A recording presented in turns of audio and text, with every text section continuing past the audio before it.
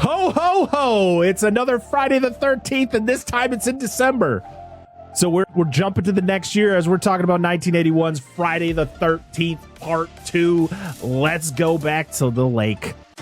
Your host, Parker, Dan, and Angela slice and dice their way through the good. If it bleeds, we can kill it.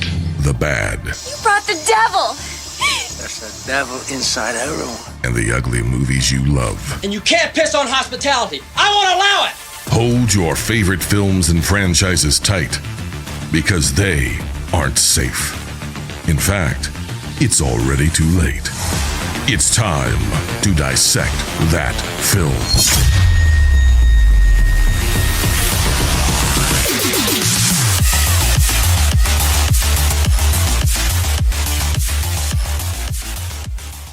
What's going on, everybody? Welcome back to Dissect That Film, a podcast that dissects the good, the bad, and the ugly of cinema. I am your host, Brett Parker. Joining me, as always, my wonderful co-hosts, Dan and Angela of DNA Gaming. Hello. And joining us for the very first time is a wonderful human being and one of the hardest working podcasters on the planet. We got Stew from Stew World Order. What's going on, Stew? Oh, not too much. It's another beautiful Sunday night. Thank you so much for having me on, guys. I really appreciate it. Absolutely. It has been way too long to finally get you on this show. I've got to grace your presence a couple times over on your show. So before we get into anything, why don't you introduce yourself and tell us all about your wonderful show, Stew World Order? Sure. So the Stew World Order is my podcast where we review randomly drawn comic book movies with our guest. It's all movies based on some kind of comic book and or graphic novel up to and including manga from Japan. So we have a lot of fun doing that. We give every movie review our ups and downs and then our overall rating out of 10. And in addition to the podcast, we have the website, SWOProductions.com. where every single weekday there is a new article that comes out. So as hard as podcasting is, I've made it so much harder on myself by having to do so many articles a week coming out for this website of mine. I started off with the website first. I came out with SWO Productions first. I formerly had a podcast, but I wanted to keep writing.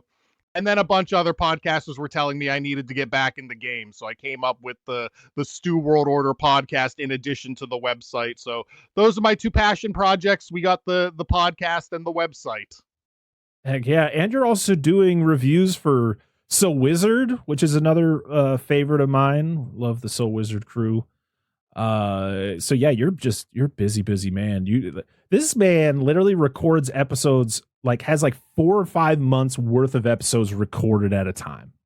That's just how much work this man does. I feel accomplished doing 2 to 3 weeks in advance.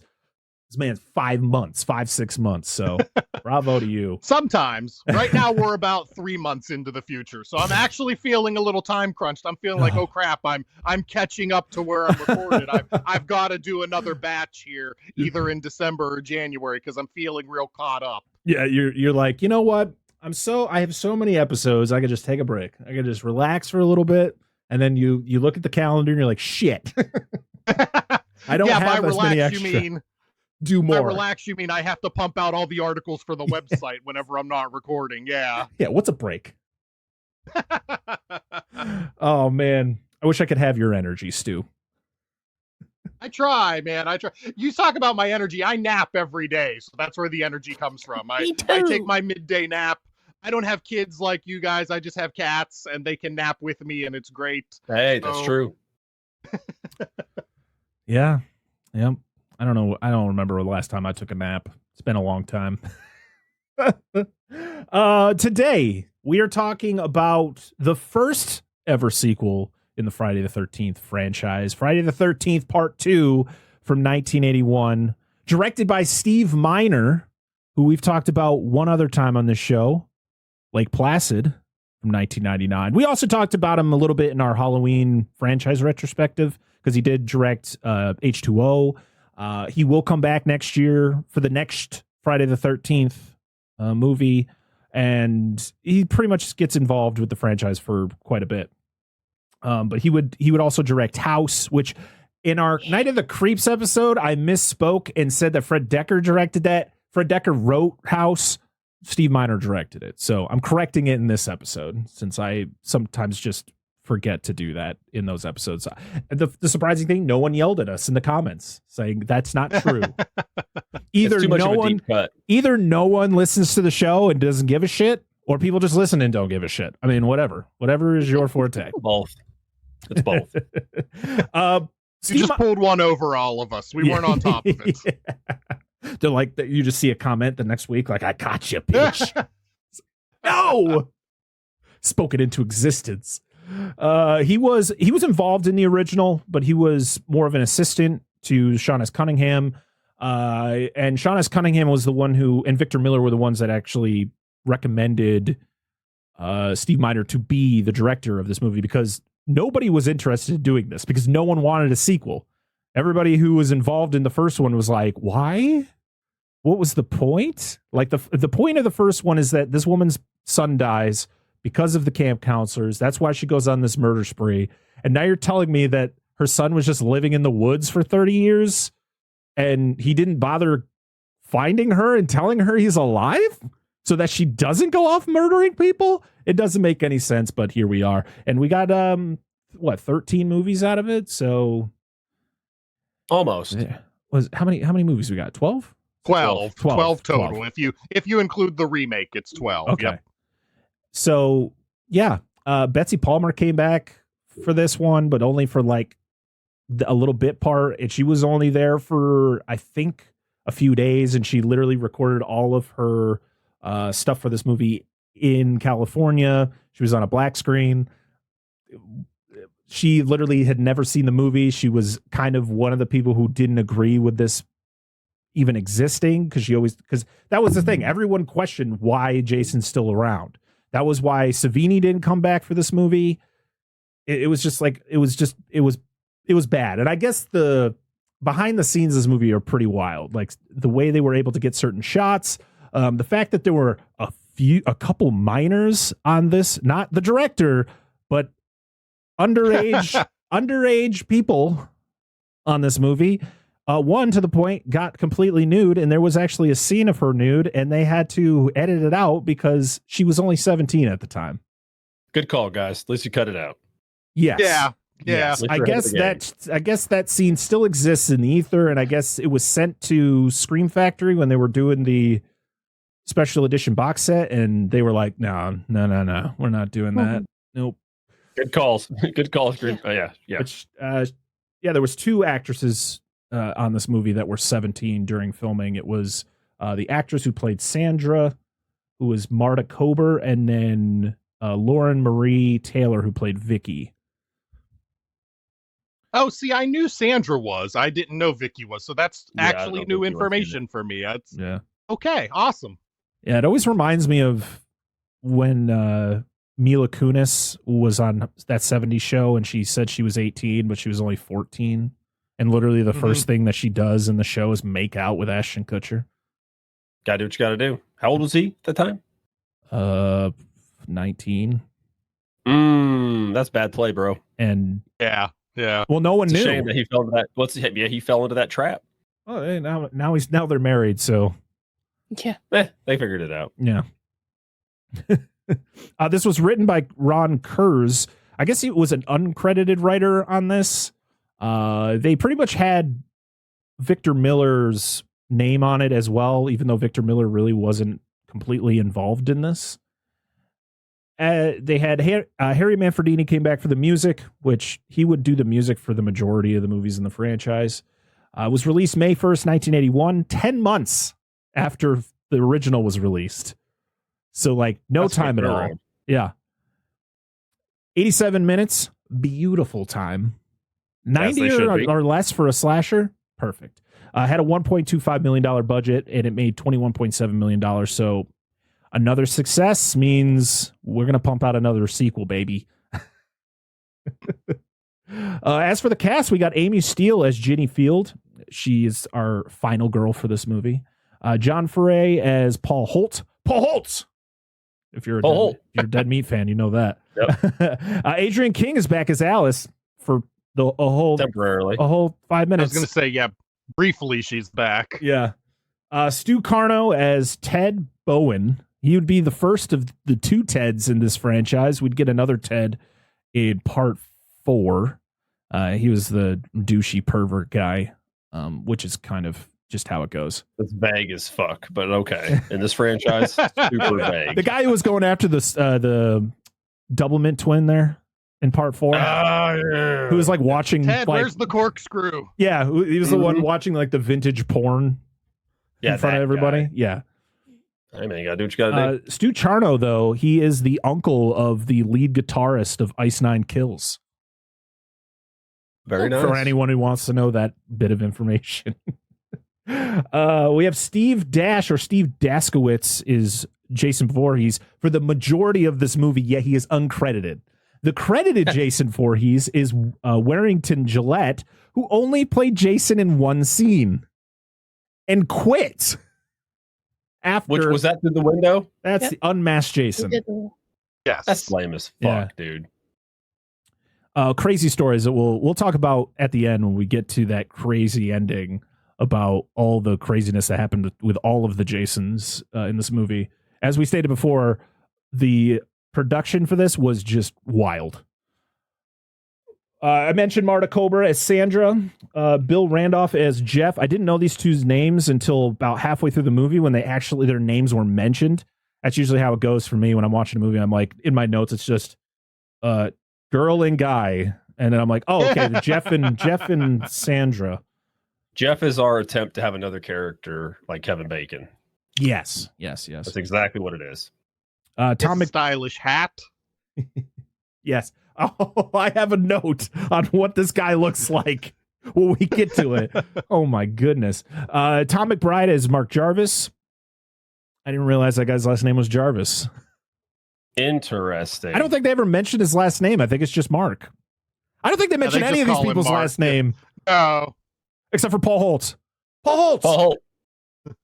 Lauren Marie Taylor as Vicky Perry, or I'm just going to say Vicky. Kristen Baker as Terry. Low cut shirt Terry. Russell Todd as Scott. Betsy Palmer back as Pamela Voorhees. Cliff Cudney as Max. I think that was the tow truck driver. And Jack Marks as Deputy Winslow. And all I can think of is Family Matters when I think of a cop named Winslow. Deputy Winslow. Yeah. That's not what I think of when I think of him, but that's good. Oh, what do you think of, Dan? His death. Oh, the Nutcracker. Look at those teeth. We'll get there.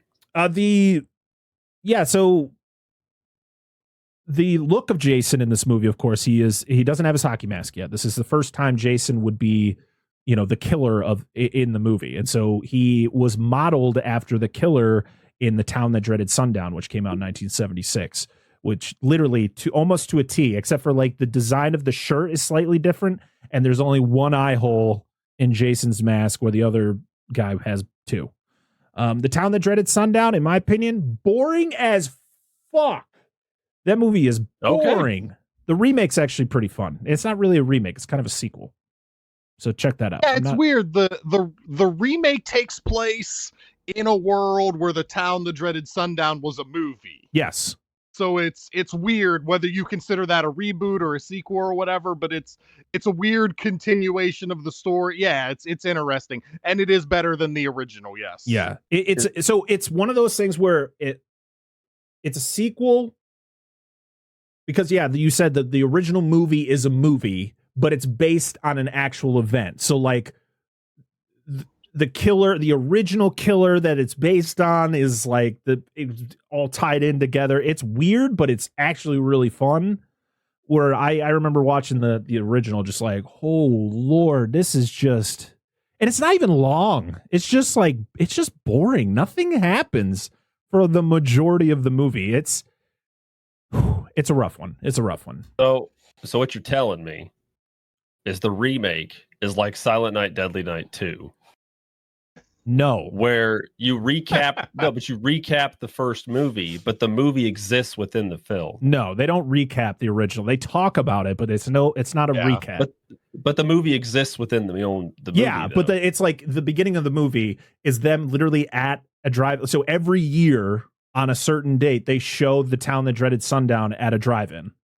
And then there's like killings start happening again that are similar to the kills in the movie, but also the things that actually happened in real life that it's based on. You follow me?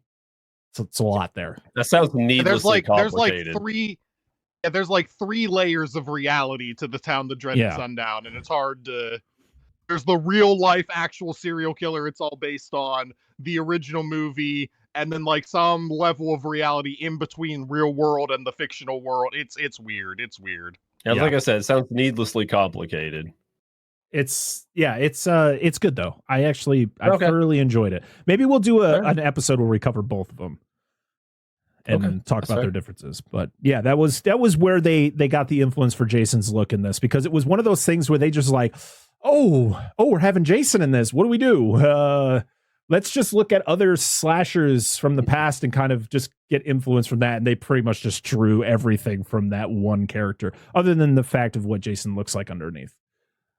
So as I stated before, Tom Savini didn't come back for this movie because he did not agree with the fact that Jason was alive somehow.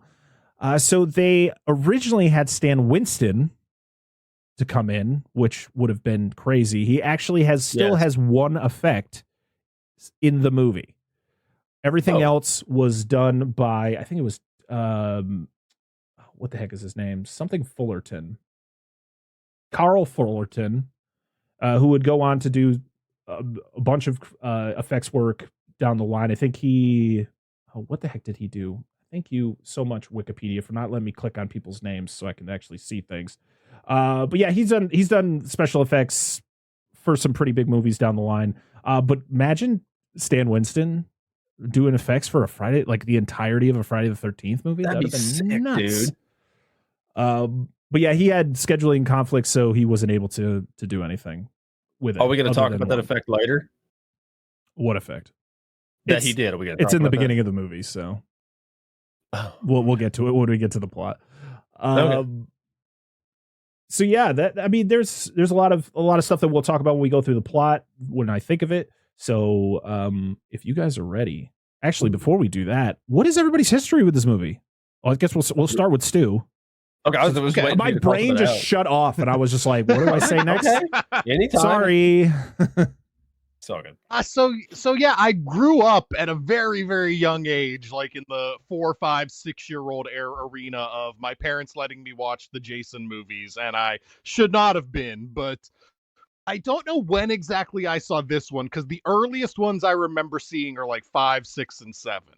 Because that would have been right around the time I was like 5, 6, 7 years old. So eventually I would get around to seeing this one. I've probably seen this one the most out of all of them. I've seen all of them multiple times. It's ridiculous how many times I've seen all the Friday the 13th movies, but I've probably honestly seen this one the most because I'm such a big fan of it. I really am a big fan of this one. I've seen it probably like a dozen times in my life. All right. Angela. Honestly, I can't remember when we first watched this. I know we've watched it maybe a handful of times. But I couldn't tell you any more than that.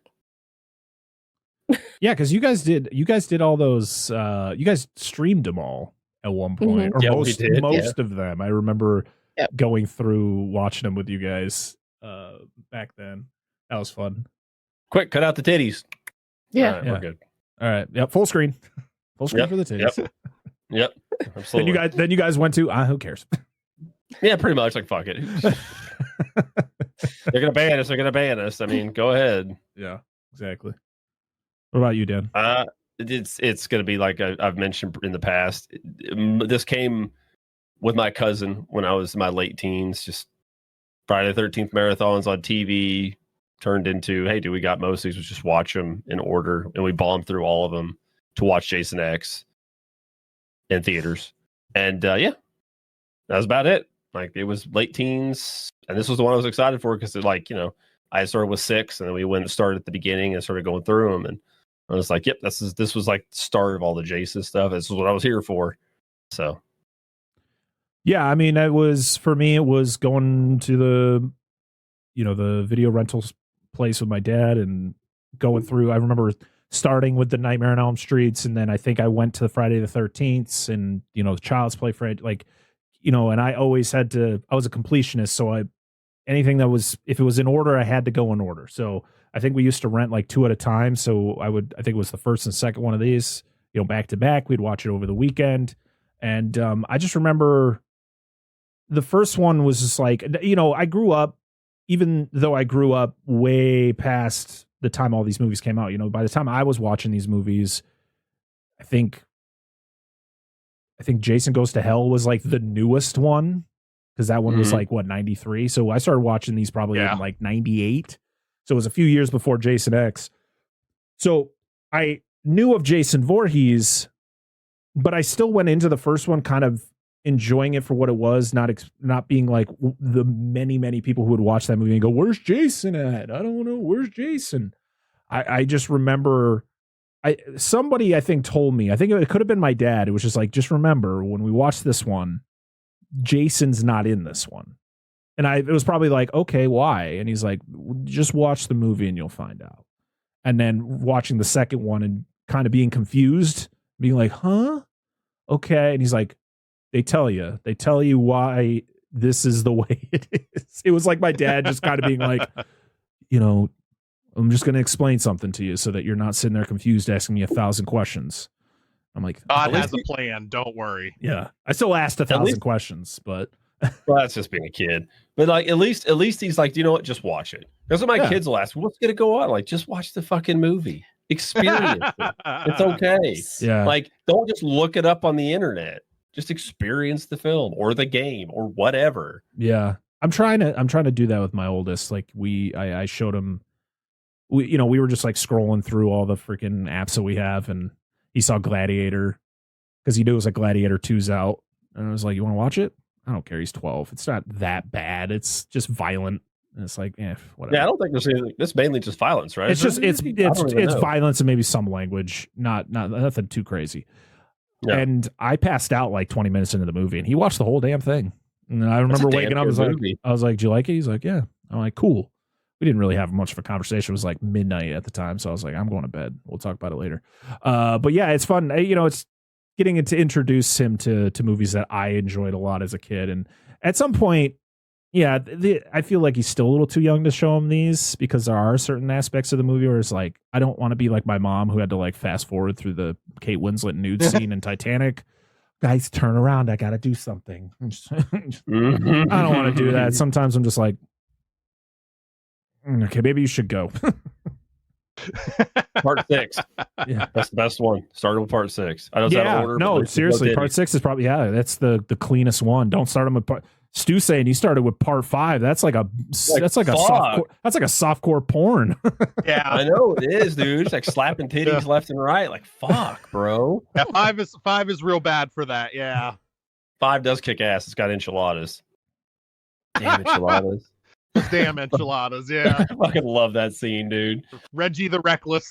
Dude, it's so good. I used to hate that movie so fucking much, and like I grew like because of Dead Meat we're talking about. I really like started growing in that film, and I like it a lot for the characters. It's like one of I'm like in it for the characters, and then just a dumbass in a Halloween costume killing people. But I am holding off talking about that movie until we actually cover it, because I kind of want to go in fresh, even though I've seen it and I'm not a big fan of it. So it's probably going to be 2026 before we talk about that movie, depending on how many Friday the 13th there are next year. Yeah, we'll be through all the Rankin Bass movies before that. Yeah. Rankin Bass for the win. Little Drummer Boy coming up next. What's your next one? All right. Put a wheel. Let's do a wheel for him. Fuck it. Yeah. Next year, Rankin Bass, we'll just make a wheel and just get a random one. Sounds good. Yep. Are you guys ready to jump into the plot of Friday the 13th Part 2? Yes. All right. Let's do this thing. It is time to dissect that film. Hey, it's joining in too. Very few. Most of the guests are like, I have no idea what the fuck's going on. Like, that's okay. I love I literally stare at the guest while we're doing it just to see their reaction to it. It's great. It's like dude, listen. When I go to a birthday party and everybody sings happy birthday, I just don't. I just stand there and just like, no, I ain't doing it. If it's for my kids, yes. Everybody else, fuck them. You should just look like a stop motion character talking, like from the Rankin Bass, which is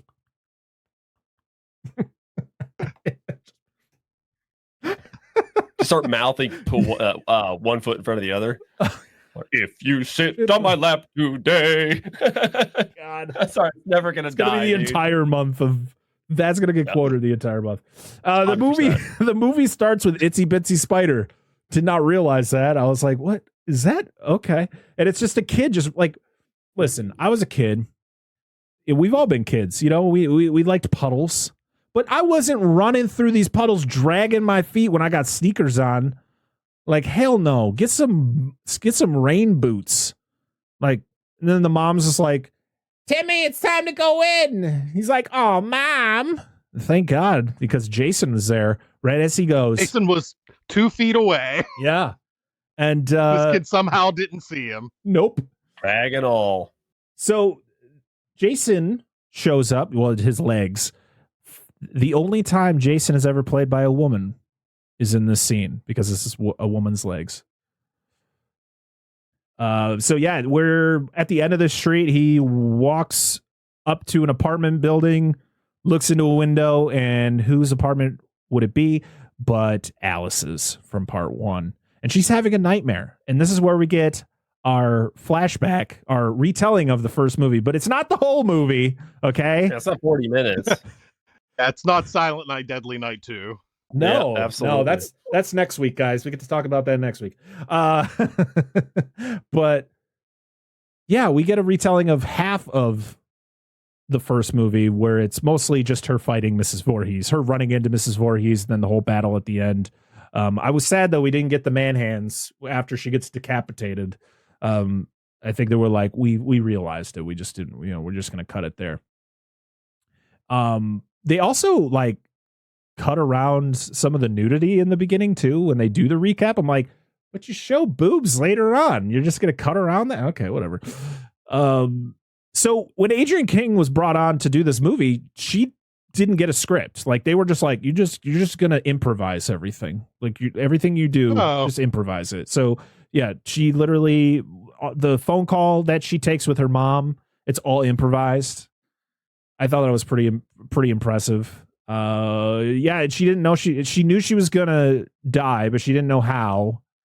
And after doing this movie, she stopped acting because she had a stalker, and it got pretty serious. I guess to a point where she said the stalker actually got to her and like had a gun to her head and was like threatening her and stuff like that. So she was like, yeah, I'm good. And she actually stayed away from like any type of show business. She wasn't doing cons for a very long time until probably like mid 2000s. She started going around doing cons for this and the original. So, man, that's some scary shit. I know. Yeah.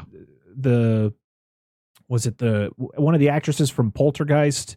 She was like murdered by her jealous boyfriend. Like, shit is crazy. Yep. I know there was a bunch of other stalker situations in Hollywood that got pretty crazy, and I think a couple of them ended up being turning into homicides. So yeah, that's terrifying. So I completely understand why her life trajectory went in a different direction.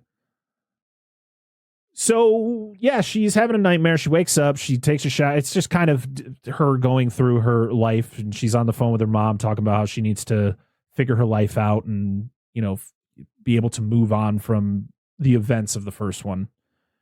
And then she takes the world's shortest shower. It's literally the shortest shower. She walks in, phone rings, gets out. I'm like, nah, if I'm in the shower and the phone rings, I'll call you back. Leave a message. If there's an answering machine. I don't know. Was there answering machines back in the early 80s? Was that a thing yet? I don't know if they did. If they did, they were probably extremely wealthy at that point. Or it was one of those like call waiting things where it's just like you had to like dial a number and then it just read back to you. I don't know. Anyone who grew up in 1981, were there answering machines? I was 0 years old. I do not recall if there were answering machines. And if there were, like you said, I probably did. It probably wasn't us that had them. Yeah, exactly. So yeah, she goes to the fridge she's going to make some tea. She opens up the fridge, and whose head's in there but Mrs. V. And this is the one effect done by Stan Winston. Was the head in the fridge. head? Yep. Okay. And yeah, she gets a pick. She gets a ice pick to the temple, which she does pick up to defend herself earlier in the scene. Yep. So it's pretty ironic that would be her downfall. She got hurt during the scene because actually the ice pick was supposed to be retractable. So when it pressed up against her, it was supposed to go into the handle. And I guess it didn't do it right. And it pretty much stabbed her. So yeah, one of many injuries on this movie. I do like that Jason does take the tea kettle off of the stovetop. Jason hates loud noises. Yeah, no fire. Yeah, he's like whistling. All right, and then he's got to grab his head. Ow, my freaking ears. Yeah. Also, this man's just carrying his mom's head around like in a bag.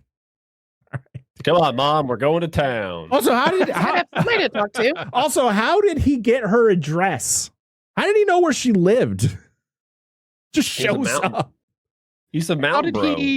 How did he make a haunting phone call seconds before he showed up in her house? They didn't have cell phones. Right. Where did he go to make that call? The infamous. He went to the corner payphone. The call's coming from within the house. Oh God! How many movies in the 80s did that, or the 70s? Lord! Oh my God! How did they get in here? Oh yeah! You also see that she's still drawing, even though the drawings here didn't look as good as the one that she was doing in the first one. That one looked really good. This one was like she was turning into some Picasso type shit. I was like, all right. The event changed her. Maybe. Then we get the explosion title card. You think it's why? It's the same one, except for they blow it up instead of it smashing through glass. But why? Nothing else explodes in the movie. Everything explodes. I know there is no explosion in this one. The funniest thing is an explosion somewhere. The funniest thing is when it's like you're expecting cool credits and it's just like, nope, it's still boring. Just a bunch of names on a black screen. But you get Harry Manfredini's score, and it's very intense. Yes. It's like, you're like, okay, let's go. I'm ready. Pumps you up. It did its job. We see a big old truck drive down the street, and it's got our first two characters. Awesome a truck. Dude. This thing is a beast. Listen, I don't know what year this truck is. It is a 1978. Fuck. This is why you got to write certain things down. But it wasn't important to me, so I didn't care. It's a Chevrolet. Yep. I think it was a 78 from what I read. Yep. So the reason I didn't know is they literally ran that exact same body from 1973 till 1987. Wow. Yeah. There's like, why change it when it just looks perfect? Like for the most, I mean, they did some minor revisions, but like the body for the most part, they're just called Chevy square bodies. Anyway, cool thing. It's a K series. It's 4-wheel drive, so it's sweet.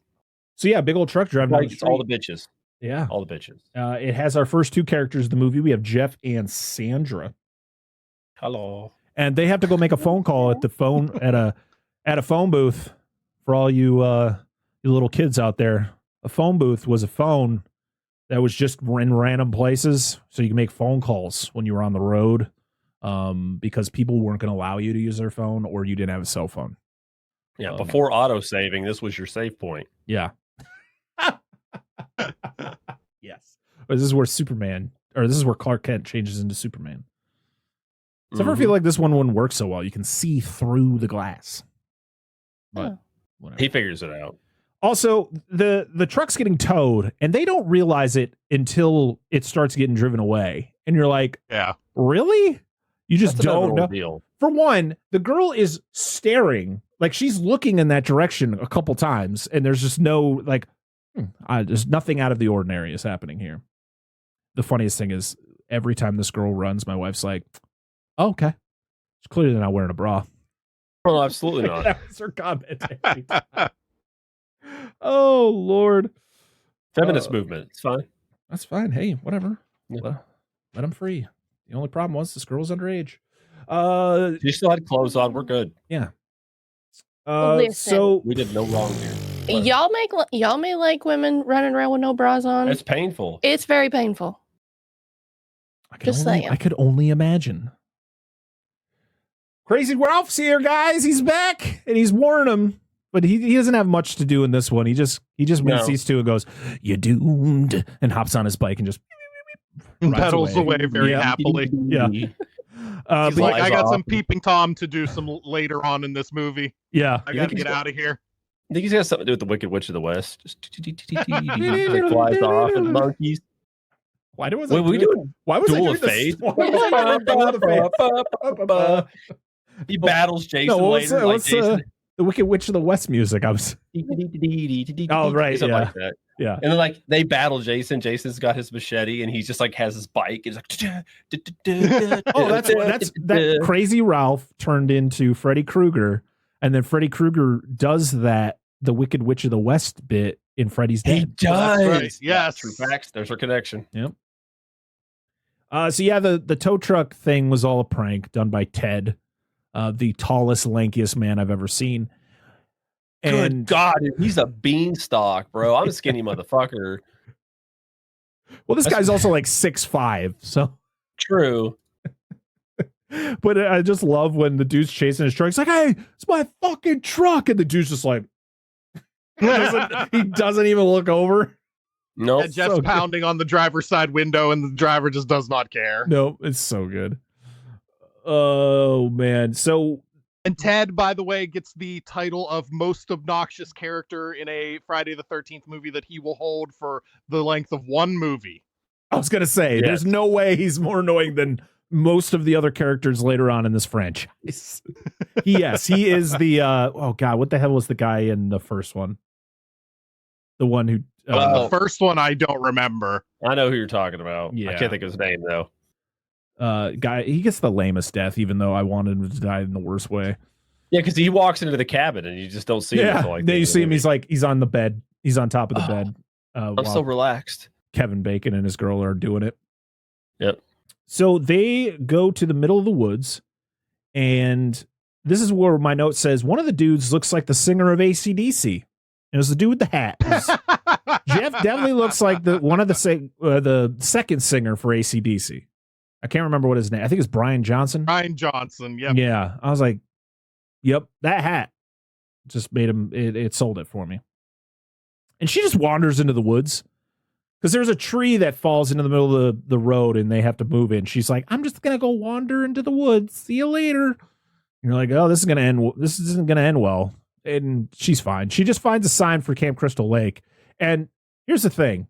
Is this just the sign that would be on the side of the road that would say Camp Crystal Lake so many miles? Or is this supposed to be the sign for Camp Crystal Lake? Because I remember it being very ornate. It's that sign that's behind Dan and Angela right now. Like, that's the Camp Crystal Lake sign. This one is just this like tiny white piece of board that just says Camp Crystal Lake. And I was like, I feel like this is just one of those, you're getting there. Yeah, up ahead, next left, or next right. Well, that's the thing. The camp that we're at isn't Camp Crystal Lake. It's a different camp. Because they say later that Camp Crystal Lake is on this lake. It's just somewhere else. And we don't go there because it's cursed. It's got the death curse. Yes. And someone's watching them from the woods. Like Denny's. I just want somebody else's point of view, and he's just clearly not hiding. He's just like standing there, just watching. Excuse me. He's just standing there, menacingly. Oh, so they go to the camp, and what the fuck did I just write? This is why you should use your phone to write notes, people. Does that say cucumber? No. Oh, I put wheelchair guy. Wheelchair guy. Mark. We find his name is Mark. We got the guy who slingshots a girl's butts. Dude, the shot they had to do where it's this girl. This is Terry. This is Terry. She gets slingshotted by Scott. Yeah, she wears the shirts that are right below her boobs, and then she wears shorts that are all the way up her ass, and they got to zoom in as close as possible so you can see the rock just bounce off her cheek. Yeah. And then she very delicately rubs the other cheek. Dude, she does not rub the cheek that gets hit with the rock. This is the most porn ass setup I've ever seen in the movie. This way this fucker looks, this greasy ass son of a bitch. He comes out from behind the thing. He's just like, and she's like, Yeah. hey. I'm surprised she didn't just turn God. around and just immediately start disrobing. I was like, all right. The fact that these two don't, okay, all right, sure. I mean, Yeah. I'm okay with it because he doesn't deserve her. But it was you can just find it online. I don't know if it's on YouTube or not, but you can find this whole sequence where he slingshots her on the butt and she turns around and they make those stupid faces at each other and it plays to the 90s Mentos music. Well done. Perfect. Well done. I like it. Perfect. Oh. So now we're at the camp and we're meeting all of our counselors. So for the longest time, I forgot that this was just a camp to train counselors. I didn't realize that. I'm like, where are all the campers? And who are half these people? Like, there's just half of this camp of just people we never see again. They've like, there's like a scene where they run up they run up some stairs. You're like, oh, hey, random people gone forever. Yeah, they're not even victims. No, they're just gone. It's like the Is one it better or worse if instead of killing the black character off first, you just write him out of the movie without giving him any dialogue? Yeah. Because he just leaves. Yeah. The black guy just leaves. He doesn't die. He survives, but he doesn't get any dialogue. Is that better or worse than being the one that dies first? Oh, he should have had a scene where he's like, I don't like this. There's too many white people here, and just left. You guys, I'm going home. No, seriously, you should have been like, all right, this doesn't feel safe. People are disappearing. I'm out. And then I was like, okay, there's an explanation to why he's not here anymore. Listen, one of the characters in this movie he's like a prominent character. Like Ted doesn't die in this movie. He literally goes somewhere, stays there, and you never see him again. He's busy drinking, dude. Yeah, he's busy drinking, trying to get some ass. Asking people if they're after hours places. Yeah. Oh, man. So, yeah, we have Terry, Vicky, Mark, and Scott. And then we have Jenny, who shows up late. She's our final girl. She's driving a shitbox VW Bug. We have Paul Holt. He's the lead. And then Ted's here too. He must be like the co-lead. He kind of seems like it. He's got the clipboard. Yeah, he does. He's yeah. And he's Ted or Ted. He's Paul's lackey. Also, I just want to mention, I wrote this down. During the briefing, they're talking about like all the things to do at the camp. Like you're in the middle of the woods, and things to prevent animals from coming around. And he literally just goes, ladies, just make sure you're keeping clean during your menstrual cycle. And I went, all right. I mean, he's not wrong. It's important, right? He's not wrong. I mean, I like that he says contrary to what you may have heard, bears are dangerous. Who's out there saying bears aren't dangerous? Hold on. Hold on. We live in a tourist destination that there are frequently bears, and dumb fucks try to come up to them and try to feed them all the time. Wild fucking bears. Or take their picture. Or take their pictures with them. People are stupid. So Yes. Paul does this shit proper. He did his job. Yeah, he's on it. Yeah, he goes up and helps Ginny. He goes in. You find out they're in a relationship, and tells her she's got to park her car, and then they move on. And there's one car there, and he's like, "This place looks like a Burger King," which is a weird analogy to begin with, but there's one car. Also, later on, he mentions when they go out that there's only two cars, and yet during the whole final scene, there's another car that's not part of those two cars. So, where'd this car come from? I assume it's because the only car that should be there is the Bug, and yet there's a scene where she fights in another car. Yeah, it's the what's her name? That wants to get with Mark. Vicky. Yeah, it's her car. It's that little Datsun or Nissan. So we are then at a campfire, and we're getting the Paul is telling the story of Jason, and pretty much like trying to scare them all about how he may still be around. That's the legend. The girl who survived the prior attack disappeared, and they never found her body. So the beginning of this movie takes place 2 months after the first one, and then the rest of the movie takes place 5 years after the first one. So the original took place in 1979. This one takes place in 1984, just so we can keep our timeline straight, because I'm going to forget about it. Yes. So the timelines for this franchise get nuts. Yeah. So have fun with Yes. that as you move through the franchise. I've tried to keep track of the timelines for this franchise, and it's insane. It's, yeah, sometimes you're just like, I don't care anymore. I don't know. When does They- the stabbing start? Clearly they don't care either, so. When are they going to get to the fireworks factory? So yeah, during the story, they mention Jason and his mom and all that stuff, and then Ted just pops out of the woods wearing a loincloth and a scary mask and a spear to scare him. And then I love how Paul's the one who like helps orchestrate this whole thing. He's like, all right, enough games. We gotta be serious now. I'm like, you're the fucking guy who did that. You orchestrated, man. What the hell are you talking about? We're just He had to trying get have his fun. one. Yeah. He's like, all right, enough games. All right, we're in the I'm guessing this is just one of the cabins, right? Where there's like everyone is at. There's like the I two assume. people play or arm wrestling. You got Ted playing his video game. What else are they doing? Oh, Ginny's a chess whiz. We had to get Yes. that in there. Yep. The Scott is trying to get with Terry, but he can't, so he ends up dancing with her dog Muffin.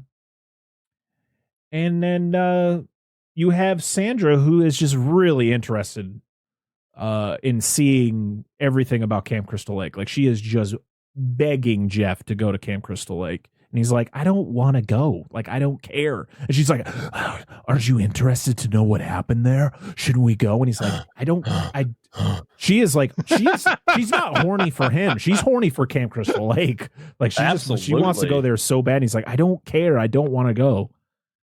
Our big argument is when we get back to the city, we can tell people we went there. Like, The people in the city care about that? yeah, No. cool. Yeah, all right. Go impress the locals that are just going to be pissed that you went there in the first place. Yeah. So we see that somebody is stalking this camp, and you see like the shadow outside and everything, and then Ginny gets jump scared by Paul, and they start Sorry. making out and all that stuff. And you see that it's Crazy Ralph is spying on them. He's like leaning up against a tree, and then he turns, and then he gets a freaking barbed wire around his neck, choking him out. And now there are no characters from the original left. They're all dead now, because Crazy Ralph was the last one. That's what a crazy Ralph to be like really creepy about this. He's like turned on. He was like, finally. Now it's, His mouth does like the one girl. I'm sorry, what girl does what? Oh, can't talk about it. You talk about the girl How can from- you not talk? talk about the girl from Kingpin? No, I keep.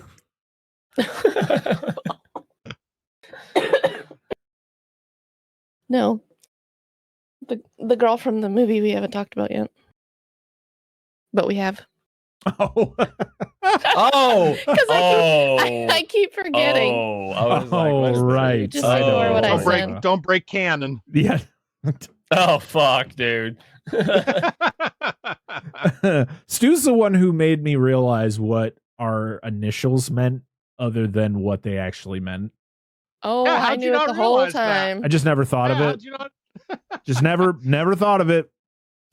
I guess I just didn't No. see it as much. And then you were like, hey, do you Okay, know that your name, your initials stand for this too? And I went, well, now I do.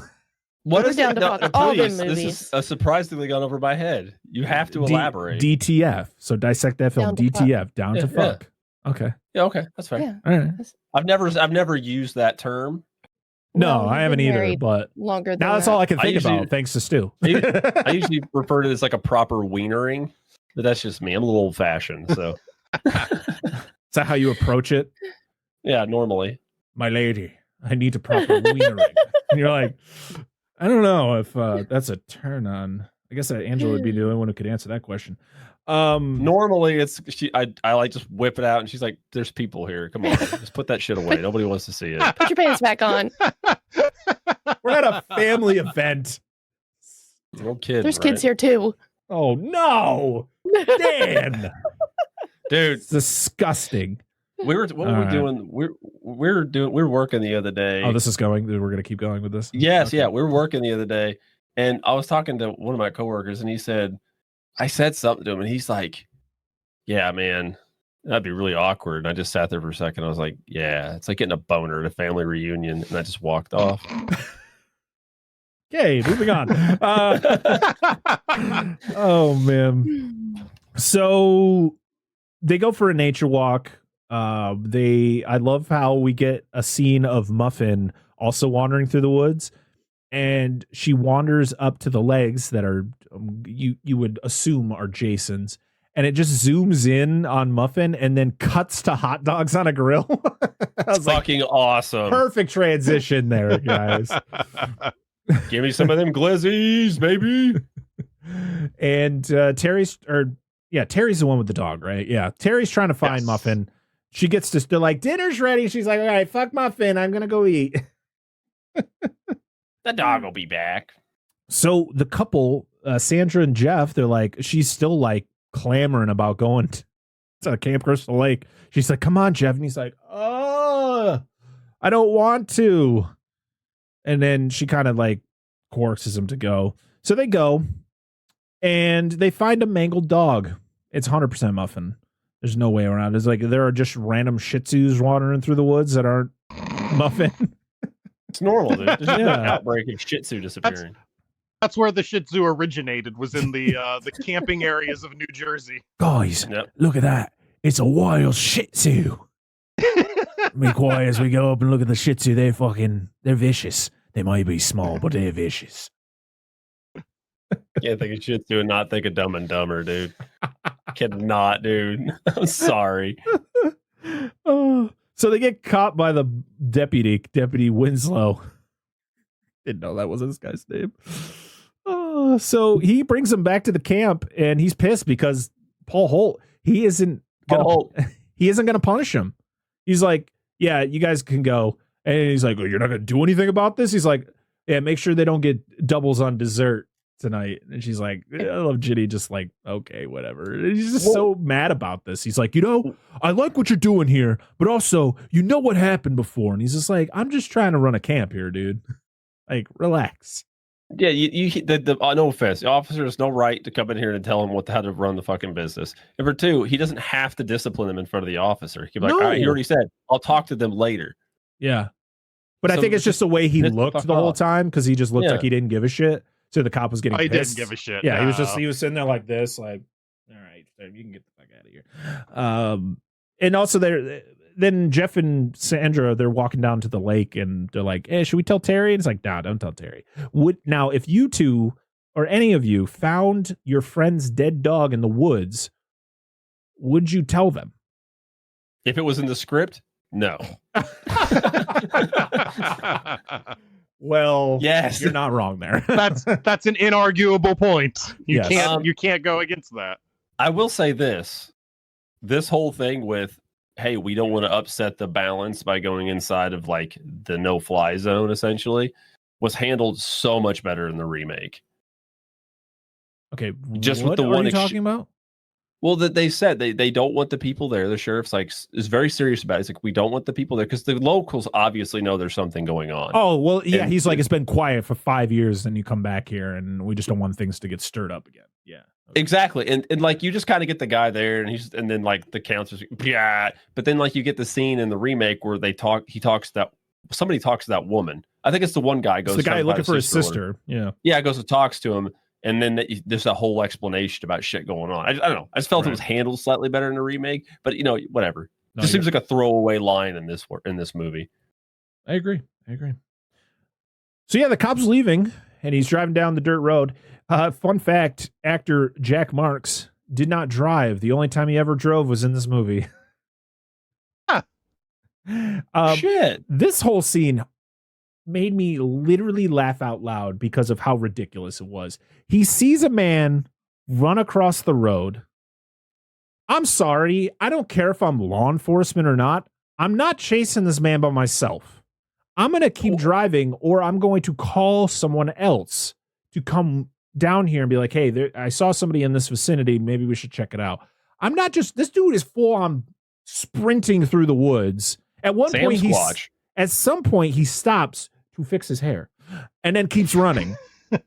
He's just wondering when the scene's going to be over because he is out of breath and can't run anymore. He's 2 days from retirement, dude. That's the thing. Jason's not really running. He's like jogging through the woods. He just knows where all the spots are. It's not this quite his furious that people are going to Camp Crystal Lake. He's just he's gonna handle it. He's gonna handle it all by himself. Yep. Yeah, dude. He's like he's just driving and it's like random bushman across the road. I was like, holy fuck. What if that was Bigfoot, man? Just like that's what I'm saying. Like, no thanks. I mean, he does end up dying, so I guess it doesn't end well either way. But these days Bigfoots tend to camouflage themselves by wearing button-up t-shirts and overalls. So I mean, and bags on their head. Yes, bags on their heads. You can't forget. Yeah. No, gotta have that. So yeah, he runs until he finds a rundown shack, and he's like, well, let's investigate this. And he opens up a door, and he notices something in there. You don't see it, but he's like, Mother of God. That's literally what I thought. Sorry, God, I just rewatched that movie. God, I love it so much. Oh, he gets a hammer to the back of the head, just like... Yes, the Nutcracker the Nutcracker look is great, but this is not the only cop to die in a slasher movie from 1981 to die this way. A cop in Halloween 2 also dies from a hammer. A claw to the hammer? back. Yep, in the back of the head. What? Okay. What came out first? Well, this came out in 81, but I don't know May when. of 81. Halloween came out. Let's see. Give me a second. Hold, please. No, sorry. It was Wikipedia yelling at me. I know this one came out literally a day before Halloween. Yeah, fuck you, Halloween. I'm sorry. I like the first 2 Halloween movies, and then like a spattering of them, and 3, but yeah. But yeah, the Nutcracker teeth look is the best. So yeah, they get all the kids are like, okay, you get one night, you're gonna go out and have a good time, and then we're getting down to business, and we're doing this counselor training thing.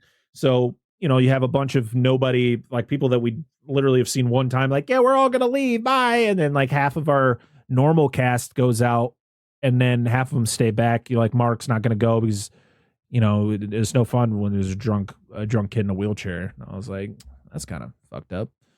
But he's also very serious about his training, so he's going to stay there. And so Vicky, she's like, I got to get in this dude's pants. I'm going to stay here too. Because that's literally all this girl wants to do. She is like infatuated with this guy. She's trying every which way to sleep with this man. Yes. Kudos to people not like none of the ladies being off put by him being in a wheelchair. No, she's like super horny for this guy. Yeah. Like, dude, like that just... Go ahead.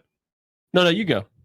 I was going to say, and he's presented as like a fully actualized human being. Like, compare Mark in this movie to fucking Franklin from Texas Chainsaw Massacre, who's just the most obnoxious asshole that's ever been put to film. And like, this guy's a real dude. Like, he's a real human being. He's got a really strong arm, and he's in training, but he doesn't know for what. And he's good at playing video game hockey. And Franklin was just like, God, I want him to get Texas Chainsaw Massacred so hard. Yeah, he's only good at raspberries. He belongs at rock bottom. That's where he fucking belongs. Franklin is the one who is just like, wah, I'm in a wheelchair. Where Mark is like, I'm getting out of this fucking wheelchair at some point in my life. Different viewpoints, man. Yeah. Mark's a badass. I mean, listen, I stuck up for Franklin a little bit when we talked about Texas Chainsaw Massacre because it was in a slightly shitty situation. But the fact that he just keeps on going just pissed me off. It's just like, okay, shut up, dude. Just stop. You're doing this to yourself. I did feel bad for him when he poured his own piss all over himself when that truck drove by. That's the only time. Yeah, that was garbage. Yeah. That's fair. But yeah, Mark's cool, dude. The actor though is unfortunate.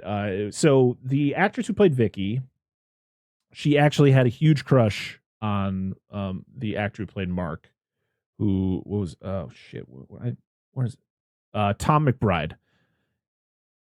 Lauren Marie Taylor had a huge crush on him, and then she found out he was gay, and deflated. He actually died of AIDS in 1995. at 42 years old. So it's very unfortunate. But yeah, so he, you know, you get like a matchup. You get like the two, Jeff and Sandra have to stay back because that's kind of their punishment for going off to Camp Crystal Lake. They have to stay behind. So they're there. And then Mark and Vicky are there. Terry and Scott stay back too. The only reason that Scott stays is because Terry decides to stay. And she's going to look for Muffin, but doesn't. Yeah. Yes. Yep. Mm-hmm. Muffin literally just becomes an afterthought. Dude, she can't stay away from Wiener. It's hot dogs, and now it's this. Like, she just can't not, dude. And it was a Ginny, Paul, and Ted, and then a bunch of randos go to the bar. Yeah, they load up in the truck. Yeah, it's like a bar / casino. So this was filmed in Connecticut. And this casino that they go to, I guess, burned down like 2 months after this movie was done. Oof. Yeah. Pretty unfortunate. So I do love, though, when they get to the casino and they're just blocking cars in. Is this like, I've never understood this. Like, is this just so that people don't drive home drunk? Or is this just to make room for other people to park here? Because fuck this. I'm sorry. Am I supposed to like become friends with the person that is blocking me in? So I'd be like, hey, sir, I have to leave. Can you move your vehicle out from in front of me since I was here first? What the what is this? Dude. The car that, what's her fucking name? Jenny parks her fucking Beetle next to. The Corvette Stingray? It's a Chevette. It's the same fucking Chevette. Looks almost exactly like the Chevette that Ricky shoots up in fucking Silent Night, Deadly Night 2. Okay, so not the car, because there was a Corvette Stingray at the end. There was a white one. Yeah, but when they leave, right where her Beetle is, like to the left of it, is a four-door. It's because the one he does is red. This one's maroon. I was like, what if it's the same one? They just changed the color. It's in the same universe. Connections. Gotta love it. And then, of course, we gotta get our obligatory, whatever the word is, skinny dipping scene or nudie scene. This makes no fucking sense. Dude. Literally, the producer you were said, right the first time because in this case it is obligatory. Oh, yep, you're right. Yep. Knee got him. Slap. Oh man. But yeah, so literally the producer said they needed this in the movie. Literally, a producer said, I needed this for myself. And I went, that is something you should have never said ever to anyone. And the fact you put it in a documentary, you're gross, bro. Like, listen, don't abuse the powers you have. Like, I understand titties gotta be in these movies, but no, it just seems like a weird. It just seems weird. Like, even for these, it's like, I'm just gonna go down to the beach. Stops, just also, gets naked. How many people just go skinny dipping by themselves? Like at night. Like, usually people go skinny dipping with other people. Like, just to go by yourself at night. Aren't you looking for your dog? Like, Stu's just mentioned the fact that she like goes to look for Muffin but doesn't look for Muffin. Like, no, I'm just gonna go skinny dipping. Like, what? She goes to look for Muffin, but she sees the lake and is like, but instead, yeah, I'm going to show it's gotta off be all cold, of my dude. assets. Oh, it is, because she gets out, she's shivering. At first, you think she's just covering herself up. No, she's cold. Fair enough. Yeah. We're back at the cabin, and we get arm wrestling going on, and then you got Sandra's like, hey, how about we do some other wrestling? And I'm like, all right. And you think they're gonna go upstairs, but then you find out they just went into the next room to make out for about 5 minutes, and then they go upstairs. And I'm like, what? Why don't you just what's the point of the like midway stop? Like, just go upstairs. Like, before we climb those stairs, that's gonna be exhausting. Let's go in here and I'll straddle you for a bit and we'll make out. Like, okay. Can we just skip that part and go upstairs? Oh God. Yeah, Scott is the weirdest character in this movie, and I'm glad he gets it, because he's kind of he just sucks. Yeah, he does. The greatest thing ever, though, is realizing that when he gets trapped in the snare, Steve Miner literally reuses this exact scene in Lake Placid. Yep. With the cop. Yeah. I went, oh my God, this is, and because I was like, oh man, that kind of reminds me of the scene in Lake Placid. I was like, Steve Miner, he directed both. You son of a bitch. Shit. Mind blown. Yep. Yeah. And of course, the girl's got to like tease him and all that. And then she's like, fine, I just got to go get a knife. And she, I love when she goes to her cabin to find this pocket knife. And the backpack just falls. It's just like, it's like a video game when you like bump into something and like that item that you need just falls in front of you. Oh shit, look at that. Okay. Feels like There's the Resident knife. Evil. Yeah. Oh. It was like Jason was in the closet and he just like, just see an arm pop out of the closet. Oh, thank you. Kind of progressed the story. Yeah. And before she gets back, though, Jason gets to Scott and cuts his neck with the dull side of the machete. Yes. As they do. Yeah. And this would be the first time Jason would kill someone with his most iconic weapon. And then you get Terry's kill off screen, and I was like, that's lame. Like nothing. Yeah. She literally like turns. It's one of those like screams, and then it like just fades to white, which happens a couple times in this movie, which is like my biggest complaint. I'm like, why can't we see like you show? Well, I know the MPAA butchered the shit out of this movie when it came to the gore effects, so I'm guessing that's where those pieces were. But it's still like we see Vicky later or Terry later at the shrine. But that's about it. And you're like, she kind of just looks like, would you just like slap her to death? Like, I don't see any blood on her. What happened? Chloroformed her and threw her in the room. There you go. Does it smell like chloroform? Yeah. What's the smell like to you? Oh, God. And then I love how again, we go from the dog to the hot dogs, and we go from the Terry screaming to a band playing. I was like, that wasn't as smooth. At least we went from dogs to hot dogs, but yeah. And then we get this whole scene where Ginny is questioning the possibility that Jason could be alive, because the fact is that Paul tells the story about Jason, but it's a story. Like he just says it as a legend. It's just a legend. But Ginny, I guess she went to school for psychology, so she's kind of like child psychology. Yeah, so she's thinking of the possibilities of like, maybe he is still alive. Maybe, his mother never knew, and all this stuff to kind of it. And this is also the audience's explanation to the possibility of why Jason is alive, because we know he's alive, but now we're getting some sort of explanation to the point where most people are going, oh, how is he alive if he's a dead kid in the first one? Like he died. That's the whole point. No, well, here it is. The best way they could possibly do it without people getting too confused or upset about it. So we're back at the horny camp. Yes, it is the horny camp, because everyone is just horny as hell here right now. I love. So Vicky is like, they're playing the electronic video games. He wins. They're gonna they've talked about where they're gonna sleep, because they decide they're gonna sleep together. And she's like, well, I'm gonna go get into something nice. She literally leaves to go back to her cabin. And she has put on a sweater. She literally was it a striped sweater? Yeah. No. Damn. No, it was just a regular sweater. Regular, just solid sweater. But she goes and she changes her underwear from like these black ones to the most hideous satin underwear I've ever seen in my life. Like it was like my wife burst out laughing at this. She's like, what are those? Here are these She's like, what are these granny panties? Hey, Mark, what do you think of these? As they sag down half of her They're poop brown, aren't they wonderful? But they shine, Mark. They're shiny. Those other ones weren't shiny.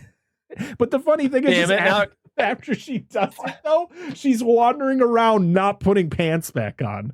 Like she goes up to the car to get something out of the car, and she's like, put pants on. What are we doing? This is the same thing with the girl in the first one who had to go to the bathroom after she slept with Kevin Bacon. Okay, it takes 5 seconds to throw your pants back on before you got to wander out to the rain to go to the freaking bathroom that's like a mile down the path. I know exactly where you're going. Go ahead. With this.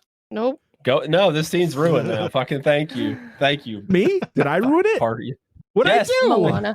Moana. Because these panties are so shiny. Son of a bitch. I knew that's exactly where you're headed with that one too. Listen, personal experience. This is me, not crushing anybody's whatever. for the most part, I don't really give a fuck. Like when you're in the throes, we're just trying to get it off. Exactly. Easy removal. Exactly. As long as it's not like Men in Tights, Call a locksmith. Call a locksmith. Yes. Thank you. Yeah, as long as it's not like that, there's no complaints. But I get it. People want to look nice. She fumigated her box beforehand. She sure did. She gave it an extra spritz. She's just like Raid. Just kidding. Just kidding. Parker. It just burns off all the hair. She's like, wow, this is actually quite comfortable. That's when the new style came in. Yep. Like, why do we want hair down there now? We're shifting from the 70s to the 80s. There you go. That was the transition period. No, but that was literally my first comment when she goes to change her underwear. I went, so you're going to change your underwear to immediately take them off once you get to that point? Whatever. Oh man. So yeah, a storm hits because we have to have some sort of storm. God, I love this character, but boy, oh boy, does this scene feel like it goes into slow motion. So Mark goes outside looking for Vicky, and he literally moves his chair into one direction, looks down the length of this porch, and just goes, Vicky. And then it shows like the back of his head. And it's like super slow. And then it just shows him. He's not moving his head much. He's just like, Vicky. And I'm like, bro, do you like turn your head? Like move. Like clearly she's not in that direction. And he just gets it, man. Machete right across the face, wheels backwards, goes. It's not enough this man gets a machete to the face and goes backwards. He has to go down this like steep ass set of stairs, and then it fades to white. Oh my goodness! I think we talked about how good of a character Mark was for being the guy in the wheelchair, and then he gets the least dignified death that you can imagine. It's just him bouncing down the stairs. It's brutal. It is brutal. He just went for the gummy bear form. What now? The gummy bear form. Yeah. Bouncing here and there and everywhere. Yes. Jason is just fuck 'em all, no mercy, dude. He do not care. Christ, dude. It's just like, this man gets it bad. It was done in reverse, though. It was a reverse shot. So it actually was a prosthetic machete that was placed over the actor's face, and then they would just remove it at the end. Oh. Yeah. So no offense to Mark here, but so the whole time he's in the wheelchair, this is what I'm thinking. Oh God. Oh jeez. I'm thinking of what time is this recording, so I know when to cut. Okay. All right. Go ahead. Cool, perfect. Go ahead. I'm thinking of Scary Movie 2. I just wanted to break dance scenes with Mark. And I'm also thinking of Crazy Legs from Don't Be a Menace to South Central while drinking your juice in the hood. I fucking love that movie. What? Crazy Legs. Don't Be a Menace to South Central. You ever seen this movie? No. It's the Wayans brothers. Wayne's like brothers, parody yes. of Don't Be a Menace or Menace to Society. It's fucking hilarious. Anyway, carry on. Oh Lord. So yeah, he's dead. And I literally wrote, wow, that took way too long. Poor Mark. That's how I felt. No offense. That's how I felt at the beginning of the movie. We'll talk about that later. Yeah. And then right after Mark gets it, though, we're then upstairs with Sandra and Jeff, and they get it. And they get a kill that is pretty much taken from another movie called Bay of Blood by Mario Bava. Yeah. Where he takes the spear that Ted was using for the prank earlier, and he stabs it through the bed, impaling them both at the same time. And this is where they also had to edit around a lot because there was actually supposed to be way more nudity in this scene. Not just the fact that you like see full like frontal with Marta Kober, but also just all the motions that they were doing on the bed. There was a lot more, so like having to edit around all that. And I guess the kill was supposed to be a lot more brutal. But they, of course, MPAA was like, no, you can't. Nope. Can't have that. We can't have fun. Nope. Yeah, so all the horny people are dead. Unfortunate. So Vicky, well, no, wait. I lied. Vicky's still alive, and she comes back looking for Mark, and she has her pants on. So good on her. She did eventually put her pants on. She found figured her it out. pants. Yeah. So she's looking for Vicky, or she's looking for Mark. She is Vicky. She goes upstairs, and she goes into the room, and she finds blood all over the sheets. And I'm just thinking, Jason, you cleaned up all the bodies. You couldn't clean up the sheets? No, she doesn't find blood all over the sheets. It's Ginny later on who finds blood all over That's the right. sheets. She finds one of the Jason bodies in the bed. Well, yeah, Jason's in the bed, but I think there's another body in there too. I think it's either Jeff. Yep. Yes. Oh no, because Jeff's against the wall, so it Jeff's had on to the be wall. Yep. Sandra in the bed. But yeah, she sees the other thing, and it turns out to be Jason. And this is again, if you think Mark's kill took forever and a half, this kill takes forever and a half, man. Like it's literally her just like run out the door. Like, Just right? run, She's just she's like, leave. oh no, oh no, and then he just kills her, and you're like, what the hell? All I remember about the scene is blood blister. That's all I remember. His fingernails on the got guy's that thumb, bruise. yeah. Oh yeah, just And he's holding the knife upside down. It's so ugly, yeah. the knives and the machetes. We gotta make sure they're facing the wrong direction when we're using them. We can always just take the edge off if we're feeling so qualified. Yeah. But it's just whatever. So yeah, this is the point of the movie where I was like, oh, this is just a training center for counselors. It was the sign. That's how I realized it. I was like, I thought this was just another camp. Oh, yep. It just takes me a while to realize all these things. Yeah, we get some really corny sayings from the characters. We're like, nice night for a duck. Yeah. Good one, Paul. Oh, So yeah, this is when Ginny and Paul get back to the cabin. They're like, something just doesn't seem right here. So they go upstairs where they think people are, and they find blood all over the bed. And again, I was like, Jason literally removes all the bodies in the cabin, but is like, fuck, I forgot the sheets. Damn it. he probably did. He's like, damn it, I didn't do their laundry. He'll kill people, but he doesn't want to be rude. And so they're like, oh, something happened. So they go down, they're investigating things, and Ginny's like, oh my God, it's a person.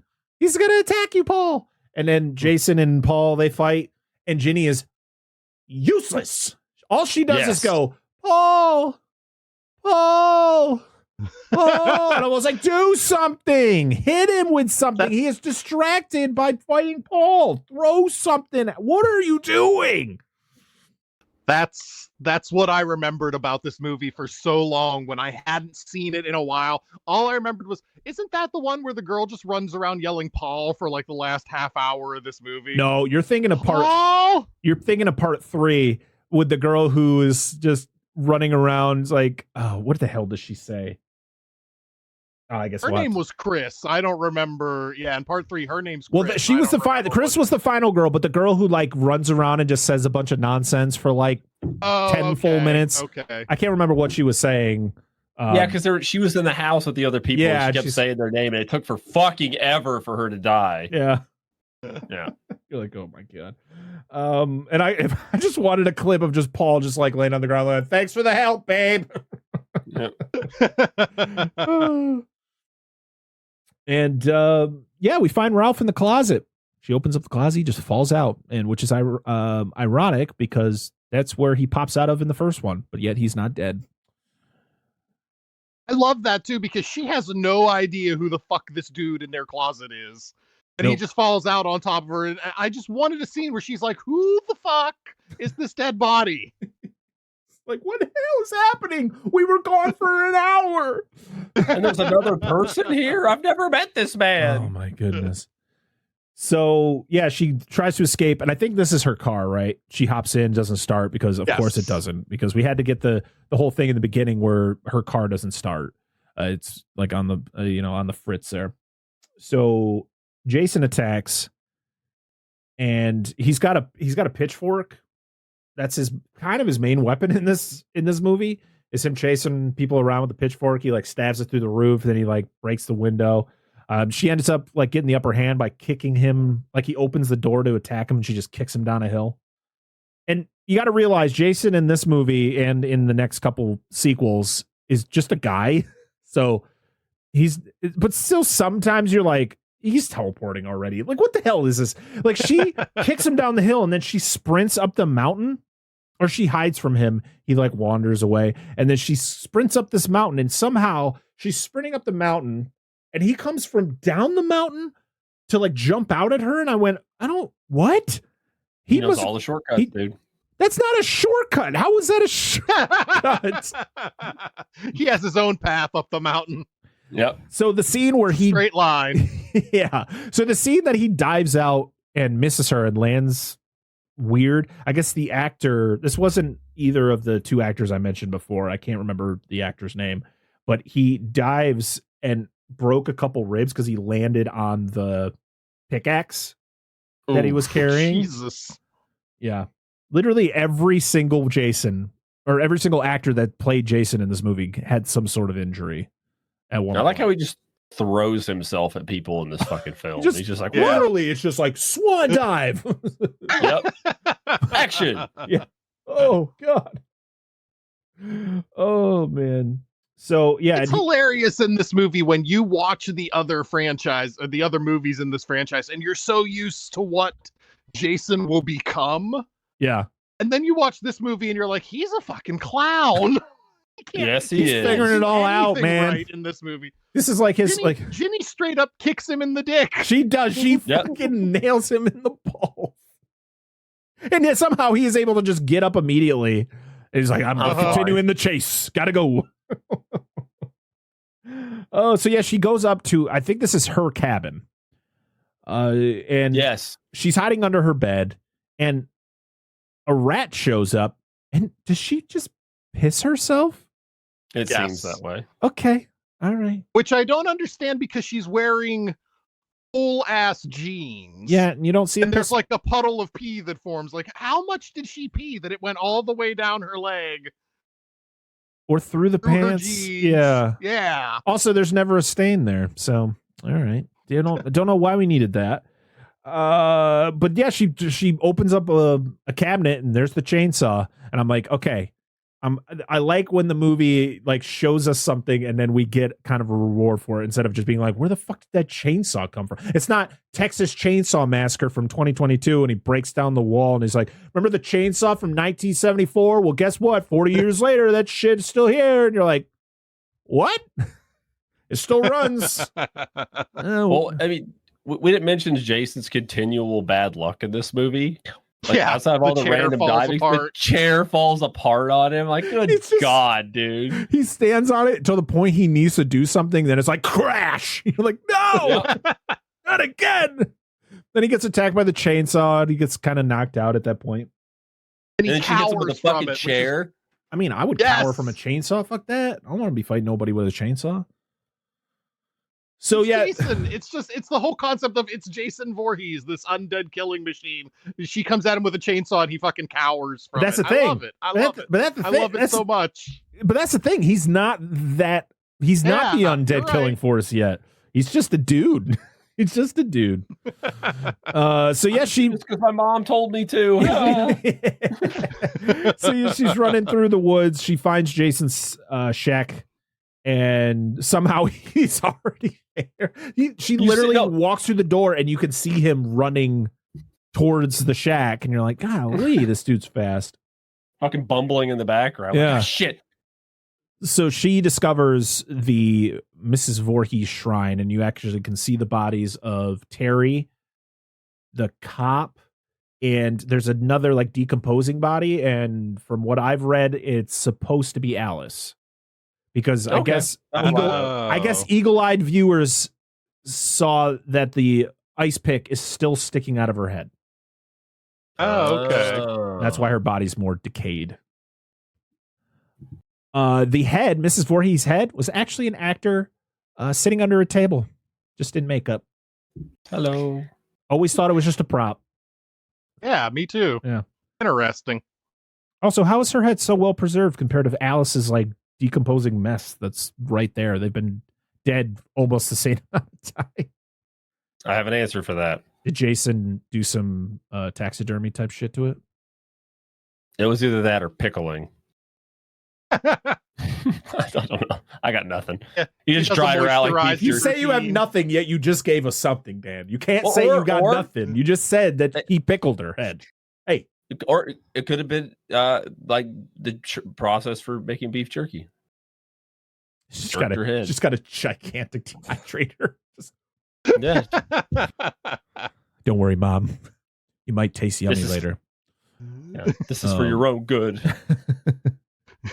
So before he actually gets in there, when she discovers the shrine, she sees that the sweater's there, and I was like, how is the sweater still fine? All right, whatever. But she's like, I'm going to use my child psychology skills to pretend to be Mrs. Voorhees by putting on her sweater and then talking to him like his mother. And I like how it like fades between Ginny and Mrs. Voorhees. And I love that it's still Betsy Palmer in this. This will be the last time she plays the character. But it doesn't work because as she's about to get him with the machete, she moves just slightly to the right, and it exposes Mrs. Voorhees' actual head, and Jason like snaps out of it, and then they block the machete and the pickaxe. And I guess there was one shot where she actually hit his hand and cut his finger, and he got sent to the hospital, Steve Dash. And I guess they had already filmed the scene where this machete goes into his shoulder. And so he went to the hospital all still makeuped up with the fake machete sticking out of his shoulder, getting his hand worked on. And I guess just ignore this. Yeah, it's not real. Don't worry about it. But I guess once he was... This isn't the problem. I have a boo-boo on my finger. I actually have an injury here. But I guess after he got it all taken care of, he went back and they finished it up. So it was literally like the same day. I guess Steve Dash, he was an older guy during the filming. So like he wasn't super personable with the actors. I guess they really liked Warrington Gillette, who was the original Jason, because he was younger and kind of became good friends with everybody.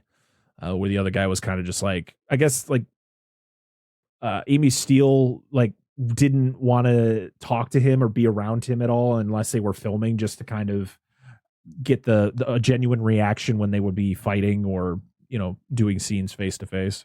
But sometimes though, I feel like some of the actors just don't tell the other actor that's what they're going to do. And then you're just like, yeah, they sucked. They were mean. They didn't want to talk to me. And it's like, no, well, what my strategy was. Well, maybe you should tell him that. Yeah.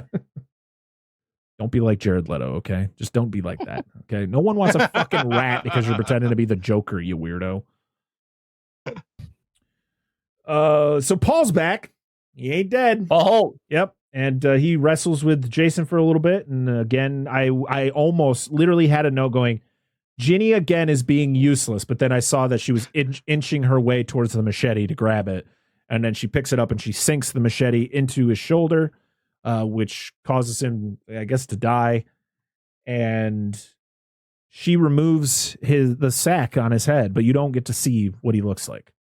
She's like, this is my fucking trophy. Yeah. She just wanted to see. So I felt like I was a little harsh on Jason in our review of the first one. I was like, I feel like they didn't need to make him look like that. I think it's effective. So supposedly, from what some doctors who've watched the movie have stated, that Jason might have the same disease as the Elephant Man. Yes. And so it was kind of the whole thing, like that guy wore a sack on his head to kind of hide his appearance, and so that was kind of another influence on why Jason wore a sack on his head to hide his true face. It's just, I don't know. I guess it's effective. I guess I was a little harsh the last time, and I apologize. I apologize to Jason. A murdering psychopath. Jason does not accept your apology. Even they have feelings. No, he doesn't give a shit about anything, okay? He just wants to murder for his mother. Yep. So Muffin shows up. And you're like, oh shit, Muffin's alive too? What the hell is happening? We just saw mangled. Hi, Muffin. And we're like, okay. And so as soon as Ginny's trying to call Muffin over, Jason just bursts through the window and attacks her and just drags her out. And I guess this took a few different attempts, as the first time the actor literally bounced off the window because it wouldn't break. Oof. Yeah, I guess by the time they got the shot, I guess the actor was like, I was so mad. I was ready to actually kill someone. Like, it was just so, because he had to like dangle from a harness and like constantly having to crash through this window. And I guess they did it so many times.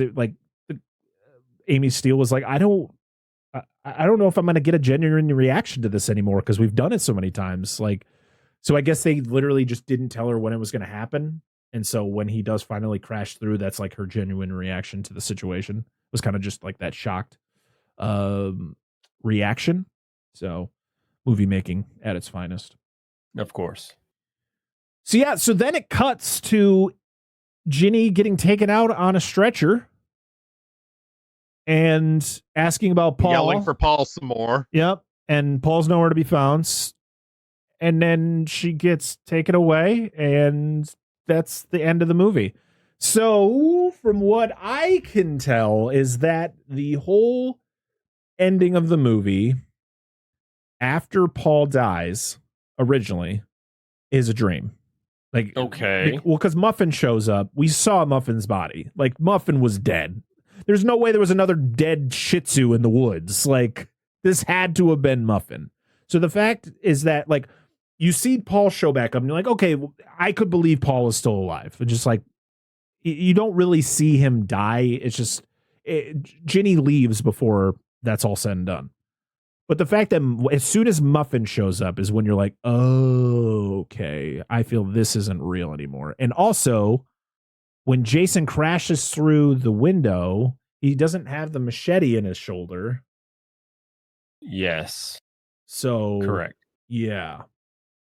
So at what point where's the cutoff? I don't know. What do you feel? Okay. I don't know. Okay. Like, I'm guessing when Paul shows up. So maybe it's during the whole, maybe it's after she tries to trick him, but I don't know.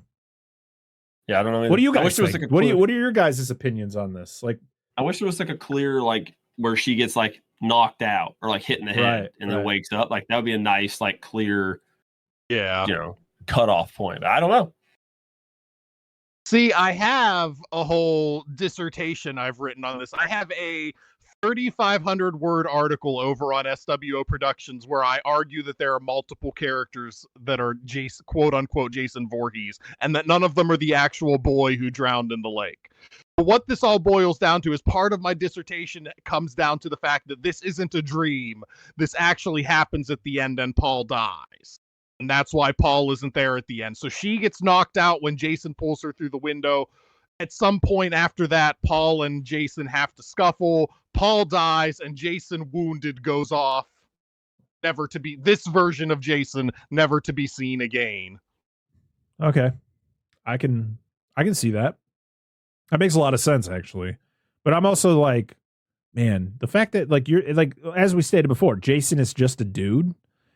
And he gets a machete like halfway down. Like, it's not just like top of his shoulder. Like, this thing is like a good 6-8 inches like down. Like, it's almost taking his whole arm off. And this dude is just straight up like, give me a hug at the end. And the machete's gone. And yeah. Common trope for these kind of movies, sadly. Well, yeah. I mean, we had the jump scare ending to the first one. So you had to have the jump scare ending here as well. And we're going to get more as the franchise goes along. Well, if I remember correctly, not to spoil anything, but don't these movies start like literally being like one day after another now? Yeah. Literally the third one. 2, 3, and 4 take place during the same weekend. Mm. Yeah, that's right. That's right. Yeah. And then there's a couple years time jump. Then there's another couple years time jump. Yeah. Timeline of this. And we go to the future. Mm-hmm. The future. Everything's chrome in the future. Yep.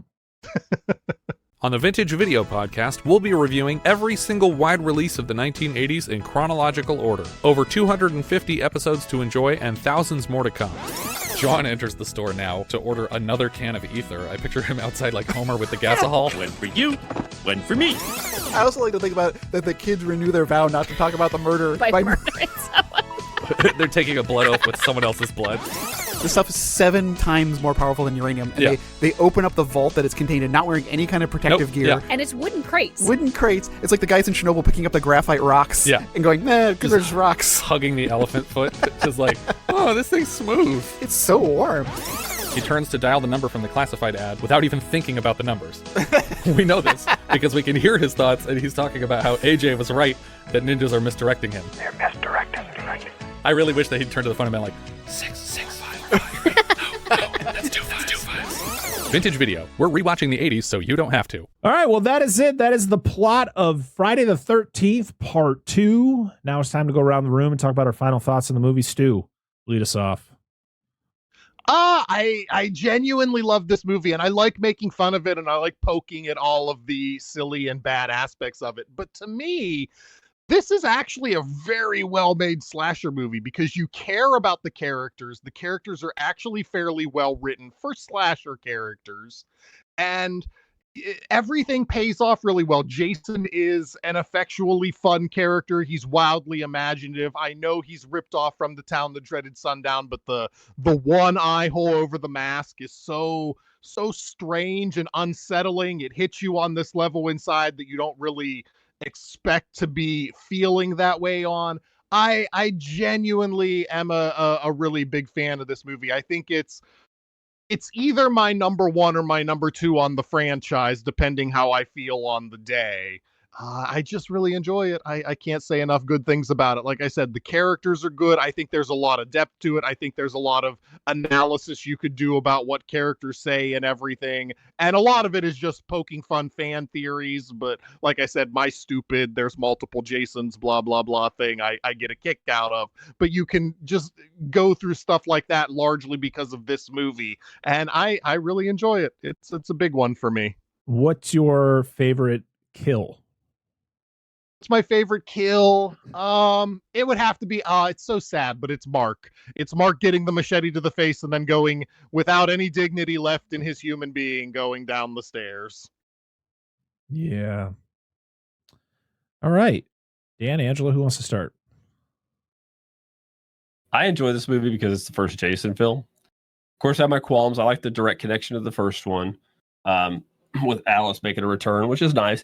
I just think that scene goes way too fucking long. And it's nothing wrong with it, but it starts devolving into frittering the afternoon away kind of material, which take what you will with. It was one of the complaints some people had with the first one, which I don't think is as bad, in my opinion, as some people think, where the scenes kind of drag a little bit, like quite a bit in the first. But it's mainly that part and then a little bit with Mark. Mark on the porch, but I think it's fun. Like I said, I like the characters much more in this one. I mean, outside of Kevin Bacon and Alice in the first one, Kevin Bacon's character and Alice, the first one. But yeah, I enjoy the characters much more in this. I think they started to get a little bit better about at least writing the secondary, the primary and secondary characters. I think Jenny I like her as much more as a final girl than Alice, though Alice wasn't bad, but it's good. It's nice for Jason to actually be in it, Mountain Man Jason, and his cabin looks like houses I've seen driving down the road here. But neither here nor there. But yeah, it's fun stuff. I enjoy it. Angela? I can't say much more than these two have said. Acting was great. Thoroughly enjoyed this. Like most of the kills. Yeah. And the whole 48 seconds that they took out that so the movie wouldn't be X-rated. Yes. There's other parts that they could have taken out. Oh yeah, cut that was a thing, yeah. Yeah, cut some time off and make that fucking Mark is the best kill as well. And make that fucking cabin more wheelchair accessible, please. Listen, that was 1981. You're lucky if there was anything that was wheelchair accessible back then. I just wish it was. And as he was dead, he would just gone down. It was just a ramp. And just right into the lake. It's like a jackass. It's a jackass stunt. Yeah, 100%. No, poor Mark. Corpse goes straight into the lake. Oh man, I still like the cops kill. It's hilarious. It's so funny. It's like a horse eating. Somebody needs to custom make a Nutcracker, but it's this cop. Oh my gosh, that would be 100%. hilarious. Oh, and I looked up earlier. There is one Friday the 13th in 2025, but there's 3 in 2026. Excuse me, repeat that? There is one Friday the 13th in June of next year, but there's 3 in 2026. February and March, back to back. Are they And all going to then be interconnecting? Like, are they all just continuation of November. the franchise, or is there like? No. Oh, the No, date, the the actual date. date, Friday the 13th. Yes. Oh, I'm thinking movies. I'm like, they're coming back. No. We're getting 3 Friday the 13th movies in 1 year. No. Holy They're shit! wild. So you Don't said tease March me and, like that. oh, that'd be great. March and February. What was the last one? February, March, and November. Wait, Okay. next So- year there's 3. No, next year there's 1. Oh, there's only 1. And the- next year. 2026 there's 3. Oh, all right. Well, So we'll make it to part 6. Yeah, baby. Just in time for Thanksgiving. I don't know. Thanksgiving 3. The search for Thanksgiving 2. That's the one. yeah, this is such an improvement from the first one. Like, I think that, yeah, as we stated, the characters are just way better structured. You like the majority of them, because as this franchise progresses, I feel like most of the characters that you meet or hang out with are just nothing. They're just either, you're just like, okay, well, how's this one gonna die? Like, you're not connected to him. Like, we loved Mark. Mark was a good dude, and he gets it the worst. His death is the best. It's unfortunate because he's the best character, but you care for him. You're like, that sucks, man. And you're happy that piece of shit Scott dies, because like, and I like the fact that, like, even though Terry she's the hot one. She's wearing like barely anything, but she is still like, doesn't mean I'm going to sleep with you just because I'm dressed like this. And it's like, wow, that's very progressive for 1981. Like, the characters are just well written. Like, we have, I think Ginny is a huge improvement from Alice as a final girl. Just for not just other than her standing in a corner just going, Paul, like, I was like, okay, Ginny, let's go. But she actually stands up for herself. She's not just fighting him one-on-one. She's using psychology to her advantage, and it almost works. Yeah, all the characters are just, I think, well done. Even Paul Holt. Paul Holt. And good on Ted for going, fuck it, I'm staying out drinking, baby. Yeah, I ain't gonna die today. What happens though? Does he just go back and just like, what the hell happened? Yeah, probably. What? Yeah. Yeah. This is fun. Okay. Well, the last thing we got to do before we do the end of the show is we got to rank this amongst the other Friday the 13th movies that we have talked about already. And right now, the ranking goes at number 1, Friday the 13th, the original, which I'm not happy about because I think the remake's better. Number 2, Friday the 13th, the remake from 2009. Number 3 is Freddy vs. Jason. Where does this one go? Why is the original at number 1? Well, we got outvoted, man. We got outvoted. This is bullshit. Let me double check my notes. But I swear, This is democracy has failed. The original Friday the 13th over Freddy versus Jason. I don't accept that. Yep. Currently, our rank, I have them right here from when. So we must have gotten outranked. We can change it. We can have change guests? this. What we did How have do we guests. Oh, those dude. No more people. I'm done. No more people on the show. We can change it. We can change it. I think that Friday the original should be below both the remake and Freddy versus Jason. That's just me. I almost irrationally hate the remake, so the remake is near the bottom of the whole franchise for me. But Oof. that's just me. I can see where you're coming from, but the remake, I love the remake. I love the remake. All right, so well, where fucking does this much. stand in our current pretty much trashy ass rankings? I like it better than the original. Oh, Yeah, I would I put think it it's at better than number the original. one. Yeah, it has to be. Paul Holt. Oh, that's the only reason you wanted as number No, one. I'm it's just kidding. better. I'm just kidding. all right. I got to make a new list here. All right. So number 1 Burn is the old list to the ground. Friday the 13th, part 2. Number 2 is Friday the 13th. Number 3 is Friday the 13th remake. And 4 is Freddy versus Jason. Oh, that's sad. Freddy versus Jason so low. I have qualms with that. I movie. still love it. Still love it. I think it's a really good Freddy movie. I enjoy it as a Freddy movie, but I fucking it's more hate of a Freddy movie than a Jason movie. I do not like Jason in it. Yeah, I'm not a big fan of the have Jason some in big it. issues with Jason in that fucking movie. Well, that's it. That is the end of Friday the 13th Part 2. Next week, we're talking about another Part 2, as we're going to be talking about Angela's pick for our holiday favorites, as we're going to be talking about Silent Night, Deadly Night, Part 2. Garbage day. And we got another first-time guest. We got voice actor and co-host of B Action, Mickey from Cell Phone Wallet Keys. We're very excited to have him on the show. So, yeah, another Part 2. Is this one going to be worse, better, or worse than Friday the 13th Part 2? What's the better Part 2? Oof. Yeah. I don't know.